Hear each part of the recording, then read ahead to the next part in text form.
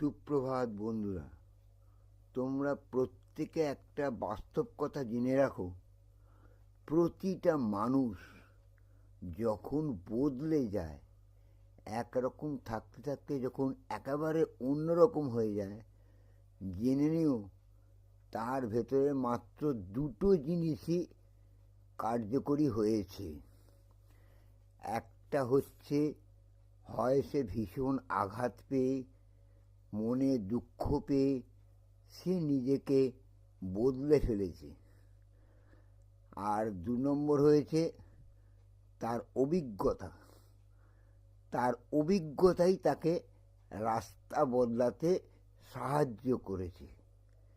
আঘাত, দুঃখ এবং অভিজ্ঞতা যে কোনো মানুষকে হয় খুব উঁচুতে নিয়ে যাবে, নয় খুব নিচুতে নিয়ে যাবে। এর মধ্যে যারা বাস্তবধর্মী, যারা বাস্তবে সব কিছু বিচরণ করে, নিজের জীবন, নিজের কাজ, নিজের সমস্ত কিছু অভিজ্ঞতা যারা বাস্তবকে নিয়ে পরিচালনা করে এবং বাস্তবটাকে বিশ্বাস করে, তারাই জানবে একমাত্র সঠিক পথে নিজেকে বদলে ফেলে একটা সাইন করে যায় জীবনে। তাদের ওই উচ্চতা থেকে কেউ তাদের নিচে নামাতে পারে না। জানবে তাদের জীবনটা এভারেস্টের চেয়েও বেশি উঁচুতে, খ্যাতির শীর্ষে, সম্মানের শীর্ষে এবং অর্থের দিক থেকেও শীর্ষে বর্তমানে বিচরণ করে।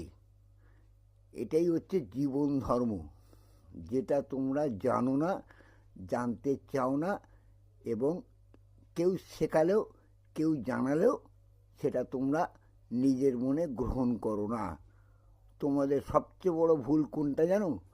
তোমরা নিজেরাই নিজেদেরকে খুব বেশি বড় মনে করো, খুব সব জানতা মনে করো আমাদের চেয়ে বেশি আর কেউ কিছু জানে না, আমাদের চেয়ে বড় অভিজ্ঞতা আর কারোর কিছু নেই।